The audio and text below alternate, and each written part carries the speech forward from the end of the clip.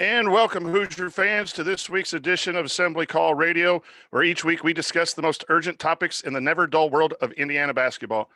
This is our 118th edition of Assembly Call Radio, and it is our 510th episode overall of the Assembly Call, recorded on the evening of Thursday, April 18th, 2019. I'm your host, Brian, the coach, Tonsoni, filling in for the last minute for Jared Morris, who is dealing with a power outage. And let's begin this edition of the Assembly Call, how we begin every edition of the Assembly Call, and that is with our Hoosier Proud banner moment. I will be reading Jared's banner moment in honor of him, since he can't be with us. So here we go. This week's banner moment occurred at 5 o'clock on Tuesday, April 16th, when Butler graduate transfer Joey Brunk tweeted the following: "I've grown up an Indiana kid, and I'm proud of where I come from, excited to be an Indiana Hoosier and play for Coach Miller, looking forward to joining the tradition." Ever since announcing his intention to move on from Butler as the rare grad transfer eligible to play immediately, and with 2 years of eligibility remaining, Brunk had emerged an important player for Archie Miller to land. Deron Davis is expected to be Indiana's starter and most efficient scorer in the post next season, but his flashes of dominance have always been interspread with injuries and concerns about conditioning. Brunk represents important insurance behind Davis this year as a skilled offensive player who can go get buckets on the block, and he'll still be around next season when Davis departs. Plus, the graduation of Juwan Morgan and the departures of Clifton Moore and Jake Forster had left Indiana suddenly thin along the front court. The mercurial Justin Smith has operated mostly as a four-man during his time at Indiana, and Trace Jackson Davis and Race Thompson are expected to play important roles next season, but those two have played a combined 63 minutes of college basketball. Brunk is 3 years removed from high school and has over 700 minutes of experience in the Big East. You need depth along the interior to compete in the Big Ten, and now Indiana has it. So for those reasons and more, which we'll discuss throughout this episode, landing Joey Brunk was important. Granted, Brunk is just another piece of the puzzle. By himself, he doesn't project to vault Indiana from out of the NCAA tournament to back into it, and there remain other important roster holes to be filled and questions about how Archie Miller will construct lineups with Brunk and Indiana's other skilled big men and non-shooting big men. Still, at this point, Brunk's addition answers more questions than it asks, and it helps to rebalance Indiana's scholarship situation moving forward. Bottom line, Indiana needed a player like Brunk, and now he'll be a Hoosier. That's an important step in the right direction for these pivotal next 2 years of the Archie Miller era. Okay, now let me introduce my esteemed co-host for this week's show, a panel put together at the last minute.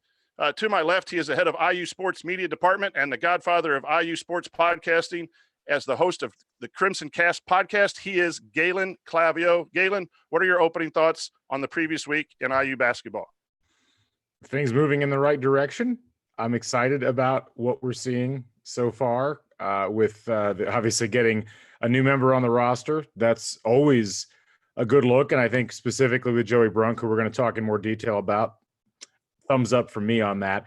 And I think it's always good, especially after a year like this year where it was kind of disappointing, where we can just start to move forward and start thinking about next year and start having things happen that specifically affect next year. So that's really my main takeaways from this week. And, you know, it's all positive from this point forward, hopefully. And to my right, he is senior writer for The Big Lead, a co-host for The Hangover, and recently won the Webby Award for podcast host most likely to disrespect and interrupt his co-host. He is Ryan Phillips. Ryan, what is your rant this week? I did a lot of legwork to get that award secured. No, I think I agree. It has to be the Brunk decision. We've got an official visitor coming in Anthony Harris, who I think would be a really nice addition to the team and fits what Archie Miller wants, but that's not a guarantee that he's going to choose Indiana. He was committed to Virginia Tech and has opened up his recruitment. So, of course, that's great news that he's coming on campus. But I would say that Brunk is certainly the big moment of the week, and we'll get into his scouting report a little bit here in a minute. But I just think that there was a hole up front for a big, for a big, and I think that you filled it here without, you're not working with a project here. You're not working with speculation. You're not working with, well, we hope he has a good summer and develops. You're working with a guy who's played college basketball. He's played in the Big East. He started 13 games for Butler this year, averaged 18 minutes. He's a guy who has played college basketball and played it at the highest level. and is a guy who is from Indiana, knows what it's like and knows what it means to play for Indiana and really wants to be a part of that. And on top of all that, he's not sitting out a year and he's got 2 years remaining. There's a lot to like about this deal for Indiana. And I think it was, I said it on Twitter when I got the text that he had committed. I said, no, look, this works out for both parties extremely well. And we all hope that Deron Davis is going to be healthy and back in shape and everything now that he'll have the whole offseason, hopefully, to be healthy. And if that's the case, maybe, Brunk isn't as much of an emergency as it feels like getting him. But you can never go wrong having another 6'11" guy on your roster. You really can't, even just from a practice standpoint, getting to go up against a guy like that, especially if he puts on 10, 15 pounds this summer and just reworks his body and gets into better shape. That's a guy you gotta go against every day in practice and be aware of and account for. And then, when Davis leaves, if there's still that hole up front for a true center, Brunk slides right in. You can maybe take a guy in the next recruiting cycle who can develop for a year. You're not working with having to immediately replace Deron Davis and find somebody immediately that fits in at that pure 5 role. So I think it's a really good pickup. I think it's great for both parties. It's clear Joey Brunk really knows what it means to be a Hoosier and really wants to be a Hoosier. And I think he fits what Archie Miller needed really badly. And now with the rest of your scholarships, with these last 2 scholarships, you can go get a guard who can shoot, a wing who can shoot, find something in that mold to really round out the roster. And I think it's going to be a really good fit for Indiana. I've been saying all along, roster construction is extremely important. And when you watch teams in the NCAA, how do they fit their pieces together? And I think Brunk will fit that mode as a nice piece. He's not the ultimate piece that is going to make the season successful next year, but he is part of that. And just the fact of his comments about being from Indiana, knowing the tradition, looking forward to be part of the tradition is something the program needs. I've been clamoring for those Archie guys, those Indiana guys that want to come in and win for Indiana. And it seems like you replace a 2-year player in Clifton Moore, that scholarship basically with the guy who's been in a college for 3 years, has some time and has some skills that are equal statistic wise to Davis. We'll get into that a little bit later. So, and one thing I want to add, Brian, is that essentially Clifton Moore was going to be a junior and you're getting a junior. So you're right. You're replacing, let's say you're replacing Clifton Moore in the rotation, the 4-year rotation, with a guy who, as you said, has experience and has been there where Clifton Moore didn't. Clifton Moore, a lot of upside there when he came into college, never really got a chance to show it. Joey Brunk may not have that upside, but he's at least a known quantity and you know what you can get from him and you can send him out there in the Big Ten and you're not really losing anything.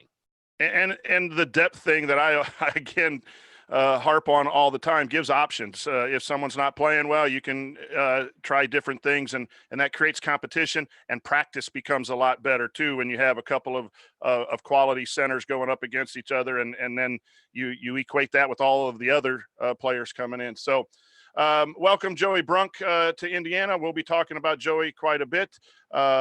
And so, okay, here's what we're going to be talking about this week on the show. 2 upcoming official visits to keep an eye on to add more excitement to the off season. We'll talk more about Joey Brunk as much of a scouting report as we can give, and the reaction to Indiana's Big Ten opponents for next season, plus answering some questions from the mailbag. All that coming up this week on Assembly Call Radio.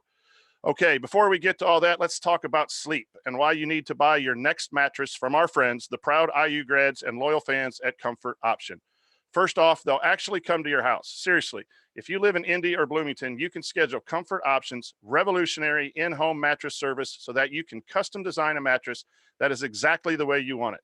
And as longtime Assembly Call listener Megan Mahaffin once explained, there's a van with a bed in it, and they just put the mattress together right there, and you lay on it. And if you decide then if you like it or not, Megan would say that a lot better than I would. But yes, seriously, they come right to your house and they don't charge you extra for this service. And get this, even if you don't live in Indy or Bloomington, you can still order one of their Alpha mattresses online and they'll deliver it anywhere in the US. And if it isn't exactly how you want it, that's okay, because Comfort Option offers a 30-90 satisfaction guarantee to make sure you love your mattress. Bottom line, they want the mattress buying experience to be more pleasant than it's ever been. So go to comfortoption.com right now and either order your Alpha mattress or schedule your in-home mattress store service today. And when you do, use the promo code ASSEMBLY to get $50 off your purchase. Again, comfortoption.com, promo code ASSEMBLY for $50 off. Get the mattress that's right for you. Don't leave your sleep to chance. It's too important. Okay, let's get back to some basketball. 2 official visits to keep an eye on. Anthony Harris, 6'3" guard, had originally committed to Virginia Tech, is going to take a couple official visits, I think, to Indiana, North Carolina. More of a point guard than a shooter, maybe. I'll get your guys' opinion on that. And the shooter in the bunch is Lester Quinones. He'll be coming in the 24th through the 26th to IU, 6'5" guard. Has visits also to Michigan. And Ethan Morton has an Indiana in-home on April 23rd and a Bloomington visit on May 13th. 3 scorers, shooters that Indiana needs. Ryan, let's start with you. Your thoughts on the upcoming visits of the players that Archie is still recruiting. Well, Harris, I can tell, is the guy that Archie is going to be salivating over because he's 6'3", plays really tough defense, very long, really likes to play aggressive on-ball defense, would fit the way that a team like Virginia would want a kid. He's a 65th ranked player in Rivals. He can shoot. He really developed a jump shot last summer.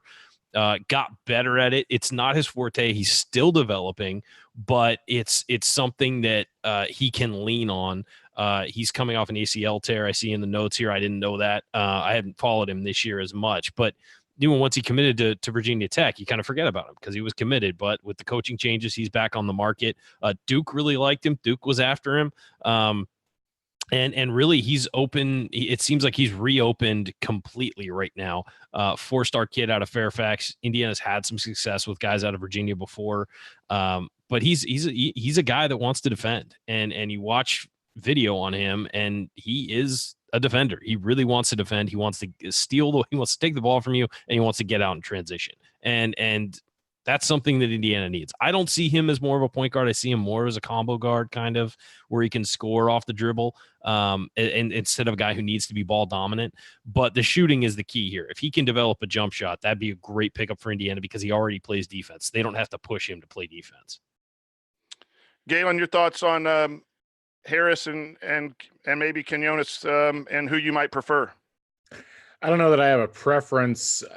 I think both of them look like really good players. I tend to echo the comments of Ryan about how, Harris's aggressiveness really does make him look perhaps like a better overall fit. But, look, the way I look at this, it's just so hard to tell how a player is going to mesh, not just with the coach, but with the other pieces on the team. And, we thought in last year's recruiting class that IU had picked certain players over others that were going to mesh better. And I think that the jury's still out on some of them, frankly. That doesn't mean that they won't long-term, but I think what's really imperative for IU at this point is that they figure out a way to bring in players that can have some kind of an immediate impact with these last couple of spots as younger players. Because, while there is some experience on the team, I think they're gonna be looking for competition in practice, and not just competition in like warm bodies, but competition in like, hey, you guys want to play?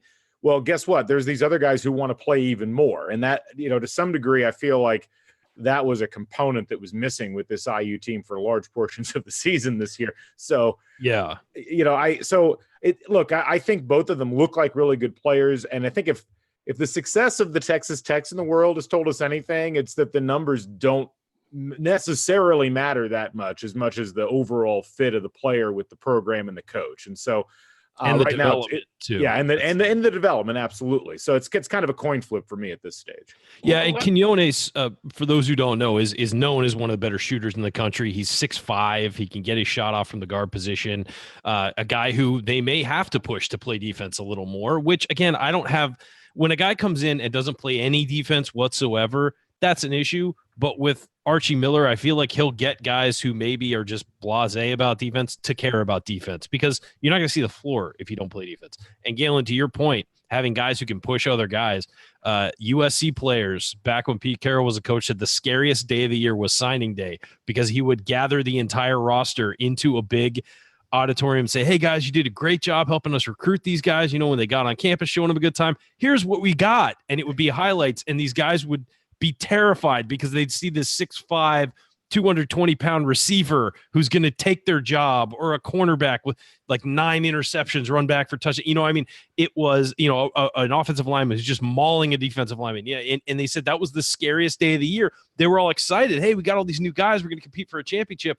But then they realize, oh God, I really have to work hard this summer. It's, one of the greatest motivators, as Bob Knight always said, is the pine. And, what gets you on the pine? Having players that are either better than you or work harder than you on the bench. And I think to some degree, we've lacked that at Indiana basketball for several years now, is like reliable. And roster construction and continuity has so much to do with it. Yeah. All of that. Yeah. And that's where the injuries hurt last year, when you take basically the middle of the roster away in mid-January and February, and don't have 4 of your second 5 to practice against too.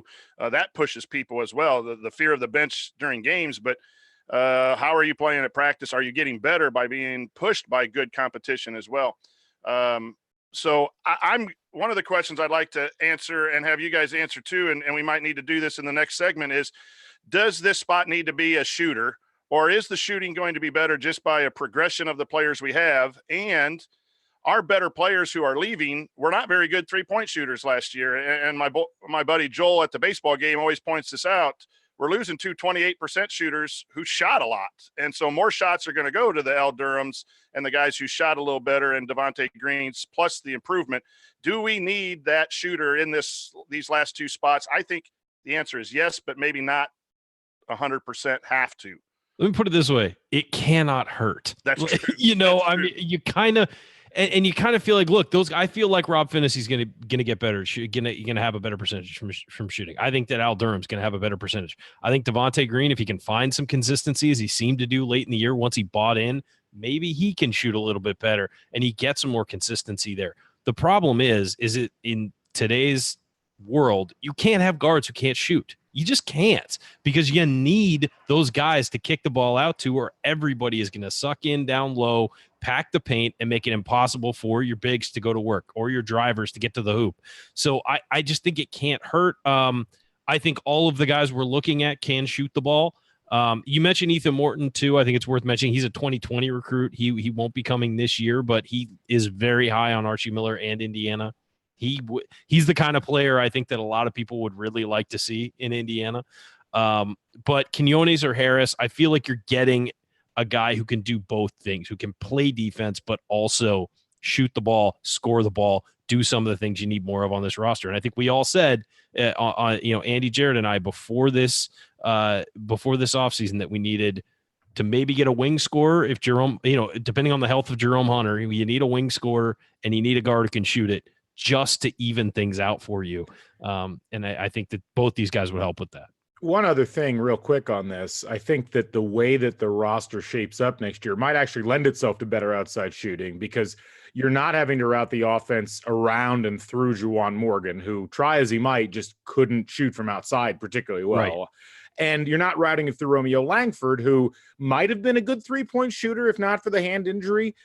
We'll never really know, but so much of the offense was predicated around Romeo getting the ball on the wing and driving that I think that while theoretically that should have opened shooters up, outside, it didn't for whatever reason. And I think that because the offense is going to have to be more egalitarian next year, there's a possibility that that's going to get shooters more confident in what they're doing, not just Finney and Durham, but some other guys as well. And I think you saw some of that late in the year in the NIT. When Romeo wasn't playing, and some of the guys hit some 3-point shots. So, okay, coming up on the Assembly Call, it's time to dive deep on the newest edition of Indiana's roster, and that means it's scouting report time. Plus, how does Joey Brunk fit in terms of lineups and rotations? We'll discuss coming up. Stick with us.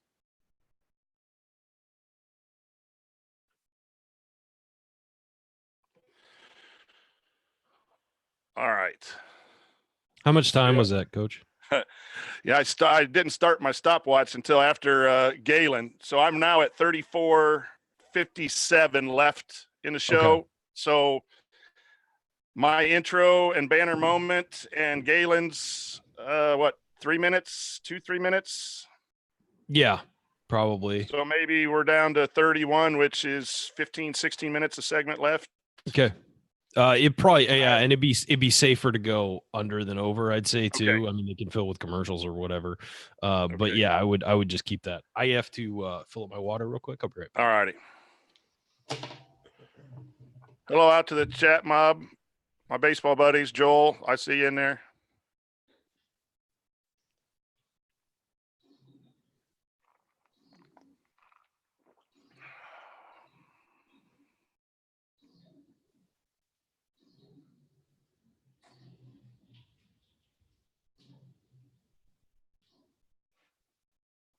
All right, so next we're going to talk how Brunk fits in. I was surprised to see a little bit, and they talked about when he was having his meetings that they were talking about Brunk and Davis playing together. Did you see that in the Galen? I think you're muted again. Okay, let's do this. There we go. Yes, I did see that. That was a little surprising. I agree. What are we missing? Yeah. What am I missing? That Joey said on his meetings with Archie that they showed him tape of how they play two posts together. Brunk and Duran together. I didn't. Yeah, it makes sense because Joey can face up a little from the outside. Yeah. And they both can pass a little bit too. They're both very good pass. I'm going to get into that in the scouting report. He's good with the ball. All righty, we ready to roll? Yep. All right. Welcome back to the Assembly Call. You can find all of our content at our website, assemblycall.com. And if you ever want to participate in our unedited live broadcast or watch those replays, then check out our YouTube channel at youtube.com/assemblycall. I'm the coach, Brian Tonsoni, here with Galen Clavio from Crimson Class and Ryan Phillips. And we're now going to try to give you a Joey Brunk scouting report. A quick summary: Brunk has been more efficient offensively than Duran statistically, especially as a cutter and an offensive rebounder. He was a little more efficient scoring in the post than Duran, but Duran's numbers are much better defensively in the post. And that's one area where overall it seems that the defensive strength of Duran makes him, statistically at least from what's happened in the past, maybe a better player at this point. Ryan, we'll start with you. Your thoughts on what Joey brings from a scouting report in the 5 spot?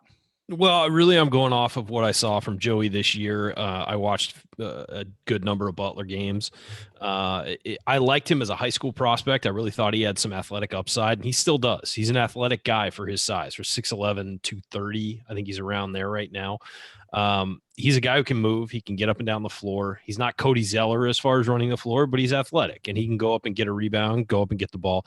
One thing that is for his size that's I wouldn't say alarming, but it's kind of upsetting is that he's not a shot blocker at all. I mean, he really doesn't challenge. He can challenge shots with his length. I won't say that he can't, but he's not a guy who's going to go up and just pin balls to the backboard every time a guy drives in. He's just not that guy. He's offensively great with the ball in his hands, good passer, good vision, solid finisher around the hoop with his back to the basket or facing up. He can step out and face up, maybe shoot a little bit. Not a three-point shooter yet. I think he did that a little bit in high school, so I wonder if that's a part of his game. He's going to try and work on it in Indiana. Obviously, he's not going to be a guy out there who's just going to be going Sam Perkins and just pumping in threes from deep. But, you know, if he could step out on the floor and maybe be a threat out there, maybe you open up the floor a little bit. Played 18 minutes, shot 61% from the field, 64% from the free throw line, which for a guy his size means he's got decent touch. Obviously, you want to up those numbers, try and get to 70. But if you're in the mid 60s as a big guy, it means you got pretty good touch on your shot. Average 3.6 rebounds a game, 1 assist. He's a good passer out of the post. He's not a black hole where you throw it in there and it's never coming back. He's a guy who can move the ball. He can get up and down the floor. And he's a guy who I think is solid offensively and with more of an opportunity, which is part of the reason he came to Indiana, was to get more of an opportunity. I think that he'll be able to up those numbers. Certainly, he's not going to be a guy who's going to get you 15 and 10 in the Big Ten. He's just not. And that's incredibly, I mean, those guys are incredibly rare. So I don't want people to go into this thinking, oh, we got a dominant big who's going to dominate the Big Ten. No, we got a guy who can get you minutes in the Big Ten, who can absorb 5 fouls for sure and play good defense. And that's going to help if Deron Davis gets into foul trouble, as he has shown the tendency to do. If Trace Jackson Davis is getting into foul trouble, he can step in as one of the 2 bigs. I think he can play the 4 or the 5. If Deron Davis is in there, obviously you pull him to be Brunk in there if he has to sort of play on the perimeter, move the ball around, maybe play high-low in the post a little bit with Deron Davis.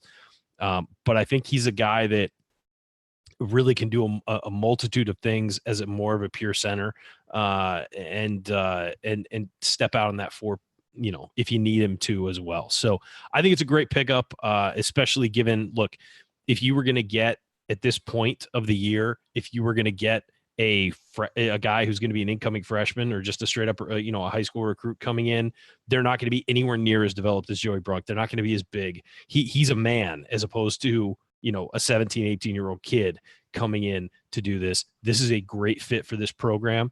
He's not going to dominate games for you. He might have some high scoring games and some good games, but he's not going to dominate games for you. But he's a guy who will work. He's also a worker on the floor. I should have mentioned that. He gets up, he moves around a lot. He's active, and he's a guy who's going to put in the work to be a better player. And so I think it's a great fit.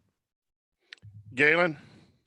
I echo a lot of that. I think that, when it comes down to it, so my scouting report from my sources in the Indy area are basically that this guy could be a diamond, in the rough, so to speak, in terms of, just to grab a guy, as a 2-year transfer player, you don't quite know what you're getting, but his per 40 stats, I think we're 16-8 on 62% shooting, which that's good. Now, granted, how does that translate and how many minutes does he end up playing? But you only really need the guy to come in and play 20 minutes a game. If he can do that, and you can play him 20 and Deron Davis 20. If he's getting you 8 and 5, averaging 8 and 5, that's great. You're feeling really good about playing yourself. 20 minutes. That's great. Absolutely. And, and I think his physicality is going to be important in a Big Ten where you're having to bang with big guys. I mean, this is look at the physical issues that IU had over the past couple of years going up against, the Purdue's and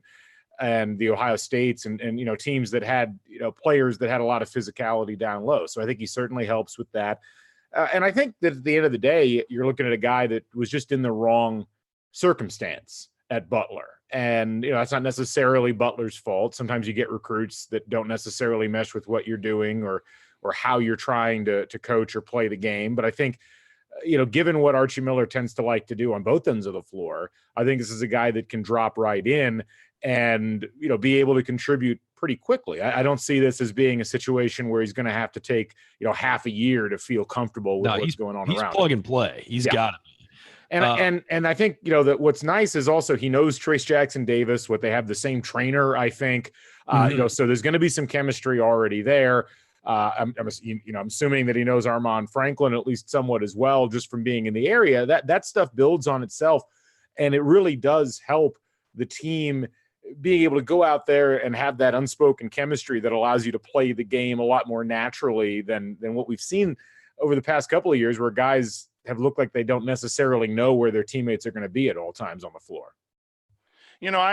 I've been really big on, and maybe it's just my age, but having guys that really want to be at Indiana and play at Indiana and win at Indiana. And there's nothing wrong with doing that and then going on to the NBA. And I just really appreciated his comments. And I think, whether it's 8 and 5 or 10 and 5, whatever he brings statistically, I think that chemistry, Galen, that you were talking about could be a really big plus after hearing, and you hear secondhand stories about what went on in locker rooms and all that kind of stuff the last 2 years. It's more of an Indiana guy who really likes the tradition. And I think that speaks volumes. I will say to our listeners, you look at some of the stats that we have here about he doesn't guard post-ups very well, and he even admitted that he needs to rebound better. But again, I like that. There's a player that knows where he's deficient and is going to have to go to work, and it seems like he can't wait to go to work starting in June when he moves down to Bloomington. So I think those weaknesses will improve, as all players do in the summer. But I do think he brings a lot to the team And the other thing is when you think pick and pop 4, it's nice if they can shoot the 3, but you can pick and pop from the mid range too, and From still the free stretch throw a line if you need yeah, to. and still make the defense have to scramble a little bit. So, and he talked about developing that 3-point shot and wanting to do that more. I just think, Al Durham has been seen in Cook Hall getting up a lot of shots every day. I just think that attitude's starting to shift back to where it needs to be, with good defensive principles and the recruiting inside out. All of this stuff is starting to play, and Joey Brunk just speaks to a lot of that for me. I mean, so guys, if you would talk about lineups and how they're going to play, and do we go big? Where does Race Thompson fit in this Trace Jackson Davis? Galen, we'll start with you.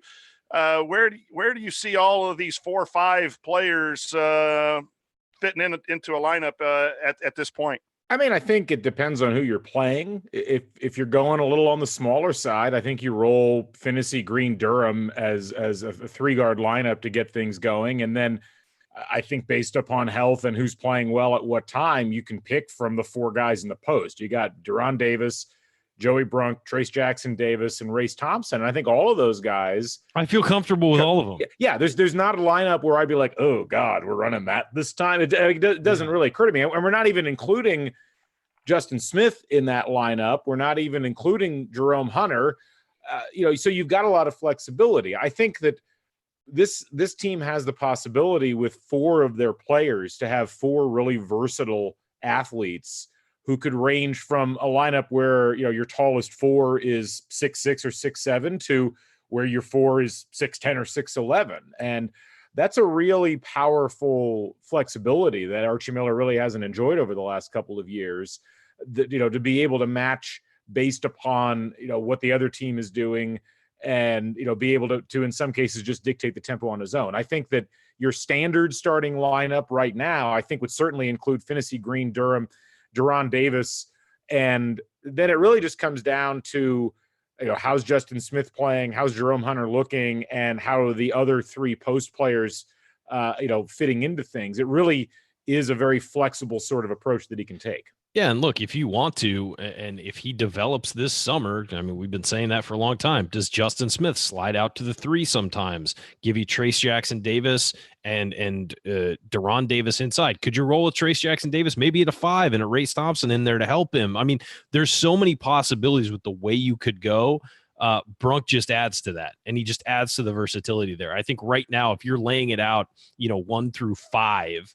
I think Brunk slides in as a backup center who will probably play a lot, because Deron Davis is just never going to be a guy who's going to give you 33 minutes a game or anything like that. I think we'd all love it if he gave us 25, really good minutes. But just given his size and the injuries he's had and the leg issues, you'd really like to see him give you about 25 great minutes. And when Deron gives you great minutes, I mean, really. And it was just so limited because of the injuries and everything. And so I really think that if you're looking at where Brunk fits from the standpoint, I think he slots in as that backup center, but he's a swing guy who can step in at a 4, maybe run some high-low stuff, as we talked about. He can slide in, take over as the 1 center if Deron needs to sit a game or something. And so there's just versatility, and you have different lineups you can play with. And as a coach, that's incredibly valuable to be able to change things up on the fly. As you saw this year with the injuries, you felt like if one guy was out, it threw the whole thing off. Well, now you can just kind of massage it a little bit and switch things up a little bit.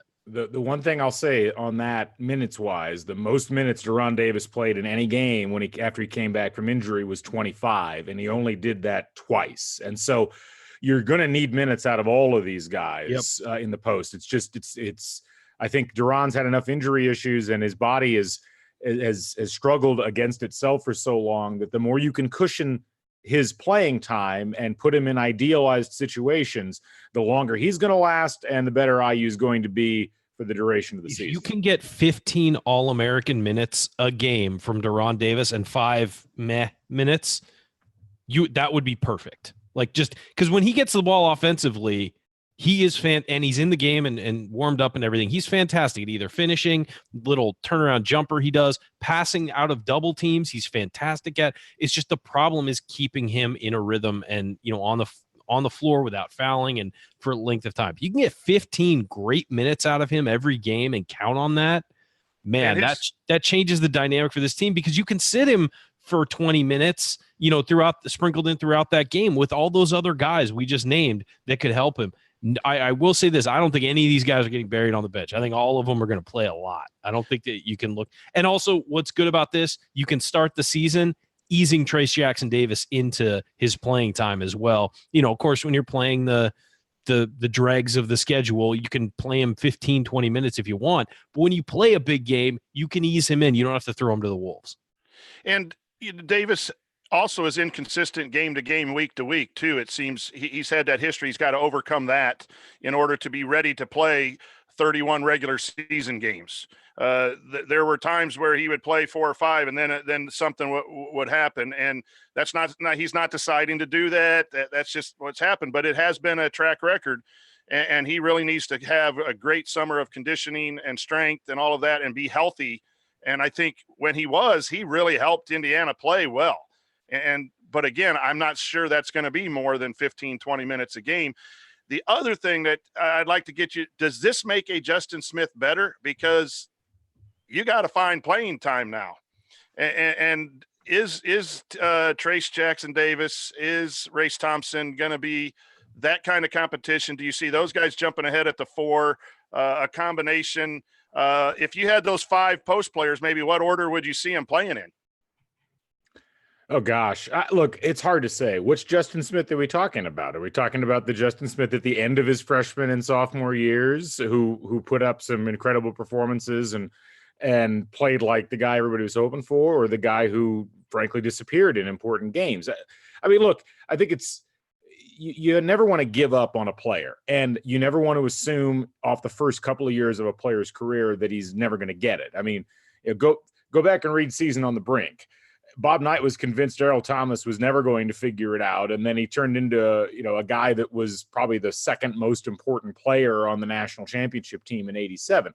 These developments happen, and as I've said many times on Crimson Cast, we have a tendency in this era to, if a guy doesn't perform after a year and a half, just expect him to be gone and somebody else to take his place, rather than just expect the natural development process to happen. So, as far as putting guys in order, I have no earthly idea. It is so difficult to figure out how everybody shuffles around this offseason.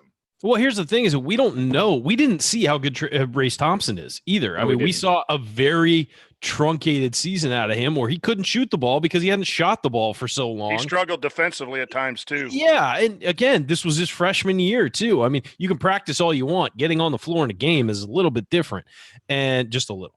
But no, I mean, we'll have a full off season of Race Thompson working on his game and getting his shot back. And this guy shot well in high school. I mean, he did from all over the floor. He was a much better offensive player in high school than we saw this year, but we saw the aggressiveness of Race Thompson. We saw how he goes after rebounds. We saw how, he dives on the floor. He's willing to do that stuff. He showed that in high school too. I mean, so if he can be the guy we expected coming in, and he's healthy, I mean, he might be better than the other guys. We'll see. It's going to depend a lot on this summer, and these guys will push each other. Iron sharpens iron. You want good players around you because they make you better. One of the best things to do if you're a kid or even an adult and you want to get better at basketball, go find a good pickup run where there's a lot of good players playing. Even if you're the worst one there, you will get better playing with those people because you have to. And it just, your game will develop. It really will. You'll start seeing things differently, and you'll start reacting differently to stuff. So, these guys will make each other better. There's no doubt about that. And a lot of the playing time will be determined on who can guard the 4 with stretch 4s and mobile 4s. Which one of these post players can step out if they're going to play 2 post players at a time. And it's lineup. Galen said too, depending on who you're playing. Quicker 4s, you might have a certain set of these 5 guys that are at the 4 and 5 that can play versus you have a couple bigs on the other opponent, but it does give that flexibility. But in order to get more playing time at the 4, you're going to have to be able to guard the 4. And maybe I don't see any of these guys necessarily. Maybe Justin Smith can play a 3 at some point, but I don't know that Indiana will ever go with more than just those two on the floor. So we're just glad Joey Brunk's here. It gives depth. It gives some protection. We are due for an injury-free year, but just in case there is some backup there.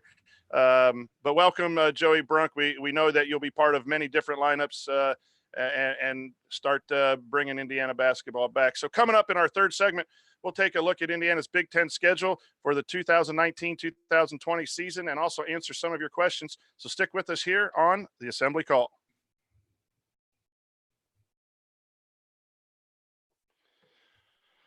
Okay, I have 16:27 without my opening. So what do you think, Ryan? What should we shoot for in this last segment? Let's go for 11 minutes, 12 minutes, something like that, just to be on the safe side because we don't know how long that took. Yeah. So yeah, I would say 11 minutes, and they can fill. All right. So all right, I will thumbs up or something if someone's talking to. No, get in the chat on the. Okay, on the chat, just put it in the chat. Yeah. Open that up and just say, okay, we gotta. Okay, so we're gonna talk. Big Ten schedule came out. Did you guys study that pretty extensively? I did for some geeky reason. Galen, did you check it out much? I looked at it. I mean, who the hell knows who's going to really actually be good next year? So. Yeah, I've had a busy week, so I didn't get a chance to do a deep dive on it. Quickly looking at it, Michigan State has a pretty easy schedule, and they'll be the favorite coming back. But IU's schedule, some of the teams they have to beat out to move up in the Big Ten have some tougher schedules. Maryland's schedule, to me, seems real tough. They have 3 double plays against the top 3 or 4 teams coming back. Anybody think Bruno's coming back? No. I don't. I think isn't he top the back end of the 30? I think he's 36 on ESPN, but if he's also rising, so who else was that I looked at? Minnesota has a tough schedule. Let's focus on Indiana here, I guess. Okay, just Indiana. Maybe just give the single plays. Okay. And then we'll just say, we play everybody. Yeah. And then we'll go into there's a question on the feedback rules. Do you like the players going to the feedback? And then there's another question. Do you agree with Andy Katz's early assessment of the Big Ten? And then another question, given the rosters, does it make sense to take a transfer? We already kind of talked that does have to sit out a year. No. We can let's just not talk about that one. Okay, we'll skip that one. Ground transfer with 2 years eligibility. It happens sometimes. That's the we talked about that question. Tony's question at the beginning. Who's most likely to come? Yeah. We don't know really. Why haven't IU offered Anthony Leal defense? I mean, it's pretty much it, right? We can rephrase Andy's question there. I don't know. Yeah, that's a good one. We'll use that. We'll talk about that question. We'll talk about the feedback rules. Do you want to talk about the early Big Ten assessment or not? I mean, do you guys have any feelings on that? Okay, we'll talk. Yeah, ask that question. We'll do the NBA feedback rules. If we have time, we'll go to that, and then we'll finish up with the Virginia one with the pack line. Indiana's offense has been poor. Can it be consistent to win, or do they need to revamp? Okay, those 3 questions. And if we get to them, if we talk about the schedule or whatever, so be it. Yep. And also, if we're taking too long talking about one of those and it's close, just say, hey, we got to cut it off there. Okay. It's totally fine. And then I'll put in the chat when we're under a minute. 90 2 minutes. Probably. Yeah, 90. something like that. Okay. All right, here we go. Welcome back to the Assembly Call. I'm the coach, Brian Tonsoni, here with Galen Clavio from Crimson Cast and Ryan Phillips. Remember, you need to be subscribed to our email newsletter. We send out a weekly IU news roundup, even during the offseason. And after every game, we send out a detailed post-game analysis. So just text IU to 66866 or go to assemblycall.com. That's IU to 66866 or go to assemblycall.com. It's now time for a little discussion about the just released Big Ten opponents for next year. First, let's look at Indiana's schedule. We'll focus on Indiana today and maybe get to the rest of the Big Ten in another show. Home only, Indiana plays Iowa, Michigan State, and Northwestern. Single plays at home. The single plays away are Illinois, Rutgers, and Michigan, which then leaves the other opponents for double plays. Ryan, your first thoughts on the release of our opponents for next year in the Big Ten? Well, we don't have to worry about Rutgers twice, I guess, but we got to go there to play them. So, no, but it seems like a balanced schedule for Indiana. Only playing Michigan once, but you got to go to the Breslin Center, or I mean, no, I'm sorry, to Ann Arbor, and playing only Michigan State once, but you get them at home. So I feel like you got some luck there. Iowa should be decent next year, I think. Not great, but decent. And you only get them once. But then you got to go twice with Purdue, which I think is the way we all feel it should be. You should always play Purdue twice. Twice with Wisconsin, twice with Maryland. IU and Maryland have had some really good games since Maryland joined the Big Ten. Twice with Minnesota, twice with Nebraska, twice with Ohio State, twice with Penn State. I feel like it's a pretty even balanced schedule. I don't think that nothing jumped out at me like, wow, that's unfair. I think we can wait for the schedule to actually come out and see when you have to play 5 road games in a row or whatever. That's when you really get determined. But, I think that next year the Big Ten's going to have a lot of I don't know if it's going to be as good as it was this year. This year it was historically good, but I think it's going to be a very balanced league, as it seems to always be. So a lot of these teams, your Minnesotas, your Nebraskas, your Ohio States, they're going to be tough outs. I mean, even if, on the road when you face them there, no matter what year it is. So I feel like, it's going to be a pretty balanced schedule. I don't think Indiana got screwed. I don't think they got a really tough one or anything like that. I feel pretty good about it. I don't know about you. What about you, Galen? I mean, when you looked at it. In a year where IU swept a future Final Four team and lost to Nebraska at home, it's hard for me to get fired up one way or the other about the Big Ten schedule and meaning anything. I think if you're going to look at it, I'd rather not go to Iowa City because that's a tough place to play, and that Iowa team is going to progressively get more experienced. Obviously, if you can avoid going to Breslin, that's a place we've won twice in 25 years or so. That's great. And only having to play Michigan once is not a bad thing at all. Outside of that, I don't know if you can take anything out of it because a lot of it depends on the order in which these games take place. And we certainly don't know that. So, do you get that Michigan away game out of the way in the first week of the season? It would be way better. Or how, Fred Hoiberg is going into Nebraska. What's he going to do that you don't even know yet? So I agree with you. Does Ricky Pitino get a little comfortable now that he's got an extension, and does the team take a step back? I mean, there's so much to go between now and then, but just from a standpoint of if you're looking traditionally how these teams are, I felt it was a pretty balanced schedule where, Indiana's not getting screwed over. No, I think the schedule is good for Indiana because of the reasons that you guys said. I tried to break it down and you try to put teams in A, B, and C categories. That's what I do. But those can change. Those can change based on who skates, who goes to the NBA. We've seen Northwestern and Minnesota a couple of years ago coming off highly ranked in the Big Ten to start, and they end up at 9th and 10th. So you really don't know because teams can pop up and down along. But I think if you look at Michigan, Michigan State, Ohio State, and Iowa, those are some consensus teams with a lot of players coming back that people think will be at the top tier. Indiana plays only 3 of those once. So if that does hold true, and it's a big if, Indiana benefits from that. They also play a couple teams once that are in the bottom with Northwestern only once. You might want to play them twice before they get going again. But ultimately, I do think it's a good that Indiana doesn't have to play Michigan State twice. Ohio State is the only team in the top 4.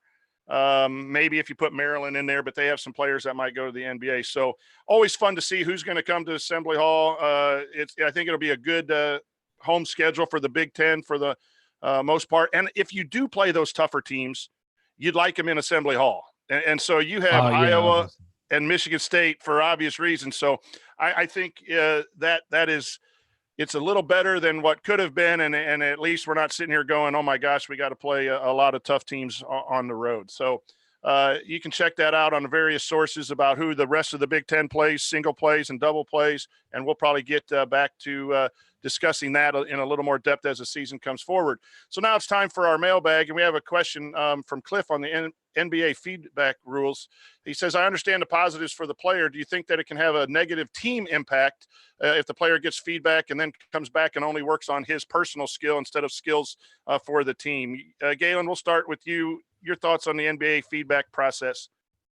Look, I think most players want to at least know if they have a chance at playing professional basketball, and the idea that they be able to get consultation to that end for free, it's not a bad thing. I mean, would we be mad, when accounting firms came in and gave professional consultation to Kelley School of Business grads? I hope not. And so I feel the same way about basketball players. Look, I think that most of the feedback they're going to get is going to tell them how to improve as basketball players. I fail to see the issue there. Ryan? Yeah, I just, there's no negative here for the player. There really isn't. It's a chance to work out against some of the best players in this class. If you do get to the workout stage and you do get to the combine stage and all of that, but you get people to look at your film and say, okay, what do I need to work on? And it's also a chance for people outside your orbit to look at you. Whereas your coach may harp on something all the time, and coaches, God love them, they can get myopic about something and say, no offense, coach, but they can say, like, you need to work on your shooting. You need to work on your shooting. You need to work on your shooting. And you go and get somebody else to look at your game, and they, from the outside, they say, well, you really need to work on your handle too. You need to work on your dribbling ability and your ability to take guys off the dribble. Well, maybe in the offense you're in, you got to worry more about shooting. But if you're going to be a more versatile player, you got to work on some other things too. So I think it's great for the players. As far as the team, will it hurt the team? That's on coaching, and that's on the chemistry you build as a team. And to know that guy, you know what, it's best for everybody if that guy goes on to have success. But at the same time, you've got to, with your team chemistry, make sure that, hey, we're all in this together. We want you to get better. We want you to play better. We want you to go on and be a superstar and get to the next level. But you need to do that within the team system. And so it's on the coaches and the other players to sort of integrate what that guy's trying to get better at into, the team mentality and everything. And it's on the players as well. They have to want to get better within the team concept. So that really is an individual thing that comes down to how the team is operating. And on a team with no chemistry, yeah, that might be a worry. And a coaching staff that isn't fostering that chemistry and fostering a team mentality and a family mentality, yeah, that could be a problem. But I don't see that being a problem in Indiana. And I'll tell you, when Devontae went, some of the words are words, and I understand that, but the words that came out of the Green camp seemed to be decent, wanting to go get better, wanting to get Indiana back in the tournament, wanted to get better as a player, to come back to Indiana and do some things. Obviously, I think they understand that he's probably going to come back and not stay in the draft. And at least those words were, I think, productive. You do get, you could see maybe an individual who wants to do only what they have to do to get to the next level. But again, I think most advice is taken. And I also think it's nice to get outside of your group, which does include your family and the people telling you what your game is and what you need to improve on too, as well as the coaching. It's good to go get a third party approach to your game. And I think it's a no-brainer. If kids can do it, I think they need to go and do it. I think it's beneficial all the way around. Next question is from Tony. Do you agree with Andy Katz's early assessment of the Big Ten in his early top 36? He had Michigan State, Michigan, Maryland, Ohio State, Iowa, Purdue, and Illinois all in his top 36, and IU is not even an honorable mention. Can we be headed for another lackluster season? At least our Big Ten schedule is a bit more favorable this year. Ryan, do you agree with Andy Katz, I guess, is the question from Tony. I rarely agree with Andy Katz. No, I honestly, I don't care at this point. That would be my answer. That we were discussing whether or not to do this question, and I don't care. It's April. Sure. It's not whether or not IU makes the top 36 matters not. The roster's not even complete yet. So yeah, I think that the bigger sign here is that a lot of Big Ten teams are getting respect. Indiana didn't go to the tournament. They're not going to be in a lot of people's top 50 or top 36 or whatever because they didn't go to the tournament. And they lost Romeo Langford and Juwan Morgan. So get used to that, guys. It's on. I have said from the beginning, I think that this team coming next year will be better than the one that was playing this year. And the reason why is roster balance, a balanced scoring, score sheet and stat sheet. It's not going to be so reliant on two players. A lot of these guys who came in and are Archie guys that were in their first year will be in their second year. I just think that it's going to be a better team, and I think it's going to be a better feeling about this team too. I've said that since before this last season. Then you have something to prove too. They'll get a little chip on their shoulder after 3 years not being in the tournament, and a couple guys doubt them. And a couple guys on this team have something to prove. A guy like Rob Finney, who played a lot and didn't get him to do a tournament. Devontae Green didn't get him to do a tournament. There's guys that have something to prove. So I don't care about these preseason rankings. I think that the thing you can take away is that there's some respect now being given to the Big Ten again, and especially after this year. And I think the conference deserves it. What about you, Gail? Do you care about these at all?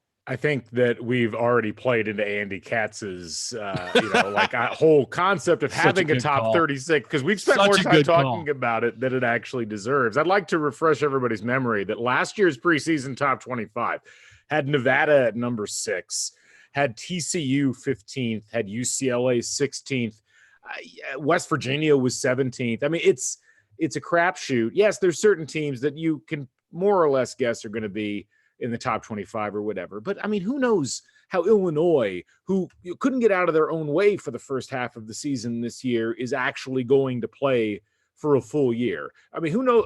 Is Ohio State really going to put it back together? I think Katz had them like 11th in his poll. You never know. And look, Indiana's just not a sexy pick right now because they don't have a Romeo Langford level player coming in to get all of the writers excited. They don't have a returning senior like Juwan Morgan, but that doesn't mean that they're not going to be an effective team. And I think when you look at it from that perspective, you have to say to yourself, well, ultimately you can't get too wrapped up in thinking, oh, it's going to be another mediocre season, because we don't, as Ryan said, we don't even know what the roster looks like yet. We don't know how the guys are going to mesh. And I wouldn't really get too concerned about it because it's just you could literally each publish your own top 36 right now, and it'd have probably just as much validity as what most of the top writers are saying at this stage. And I think that's an important point as we wrap up the show, to remember that no matter what the predictions by Andy Katz or anyone, there's bound to be movement up and there's bound to be movement down in the top 36, top 25, your Big Ten standings, all of those things. As I mentioned earlier, there's been teams that Indiana had was highly thought of, at least 4, 5, 6, and had injuries and fell down last year. So I do think it'll be a chip on the shoulder. I do think Mr. Katz will be proven wrong, but I'm a fanboy. So, I always see the positives. And thanks, Galen, for joining us at the last second. Thanks, Ryan, for getting your electricity back just at the right moment. And that'll do it for this week's episode of the Assembly Call. If you want to see us do the show live, join us and the chat mob at assemblycall.com on Thursday nights for the live broadcast of our Assembly Call radio recording. And you can always subscribe to our podcast by searching for Assembly Call wherever you listen to podcasts. Also, don't forget to go to assemblycall.com or text IU to 66866 to join our free email newsletter. Thank you for listening. We'll talk to you again next week on Assembly Call Radio.